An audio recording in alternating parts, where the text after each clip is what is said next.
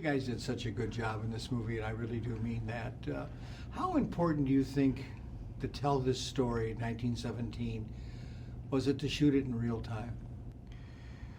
I think it's essential because I think, well, it's not such essential. It's a choice. But what it is I think the First World War is such a massive happening to get your head around. I mean, the scale of the loss of life, as one thing, is so massive that it's kind of impossible to comprehend and summing it up in a larger scale. And so I think Sam and Christy felt that the only way to explore that and to offer an experience of it is to focus on a really intimate story. And the story's all the more intimate because you take every step with those men. You take the whole journey. And Dean, I think this, would you agree with me, it's going to revolutionize the way movies like this are shot? Oh, I don't know, I mean, that'd be nice, wouldn't it? I mean that's what I've heard. I mean, I think, you know, there's been films done before in this sort of way, but never on this sort of scale. I mean, it really is, you know, 2 hours of, it's just a slice of time, and the one continuous take really adds a whole nother layer of storytelling. You're not just watching this film, you're experiencing the film, and I think that's best, you know, in the cinema. As actors, do you feel any extra pressure that, you know, you're like on the stage, when you do a film you can go back and do 6, 7 shots, but this was a one-take deal. And did you ever feel, hey, where are the cameras and can I go back and do that over again? Yeah, I'm sure a little bit, but it was kind of, you know, we're doing these long takes, you sort of get lost in the moment, so you're perhaps not as critical of yourself as when you're doing all these, you know that you're putting it together in tiny piece by piece. And there was a pressure, but it was always, rather than a burden, it was like, you know, it was something to reach for. Would you guys agree that the heart of the story, of the movie, is the mission that you guys as corporals were sent on? Yeah, that's definitely the goal of the film and the plot. I mean, I think, you know, the thing I love about this film is that it's not really an educational film on the First World War. You don't really have to know anything about the war.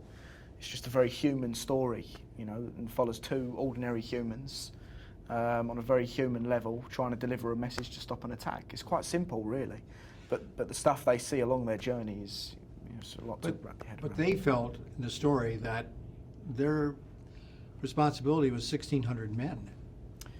Yeah.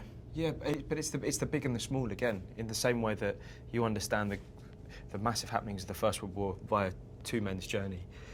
For the lengths that they go to save 1,600 men, it's also essential that one of them is, you know, is Blake's brother, and it's the personal connection as well as the grander scale. You know, watching you in this film, I couldn't help but think, physically, it's got to be draining. I worked as an extra in a war movie. Did you? But putting the uniform on, that World War I uniform, and the hats, and carrying the big guns around, you know, it was hard work. Yes, it was. I mean, the thing is as well, I had shin splints during filming, so there was a lot of days when I was in agony. But you'd sort of get that thing of having a reality check and thinking, you know, this is nothing compared to what the men, you know, who actually fought in the war experienced. You know, the pain that I'm experiencing is nothing compared to what they went through. And as well, as you say, you know, the gear that they were wearing were very restricting. The wall was quite itchy, and it was very heavy, but we got to take it off at the end of the day. And we also got to have a shower when we got muddy, and we could go and have a nice sleep in a nice bed, and then come back to it. Whereas the men, you know, they didn't get that. They were there for 4 years. Yeah. Well, George, you got to ride down the river. So you got a good shower. Yeah. No, that was, you know, we wrote that scene in specially just to get a wash. That's what I was thinking. No, you know, the whole thing, this whole journey, I think America and the world should see this film because to honor the men that sacrificed at that particular time in 1917 to make the world safer, at least until World War II. But I think that's important. Would you agree? Yeah, absolutely. 100%. Absolutely. I think we're now only years out from, you know, the last veteran who served passing away served in the First World War, and I believe, and so we're in danger of these stories being forgotten. So exactly as you say, I think it's important that stories like this are told so that we don't forget. And also, Sam Mendes just told me too that a great many friendships came out of the war. the guys stayed together even after the war, stayed as friends. And what you develop as friends in this movie is beautiful as well. So thank you for your time, and I want to tell my audience to take the time. Don't miss 1917. In my opinion, one of the best movies of the year, if not the best. Thank you, guys. Thank you very much. Cheers. Appreciate it. Thank you. Thank you. Nice to meet you. Nice to meet you, too.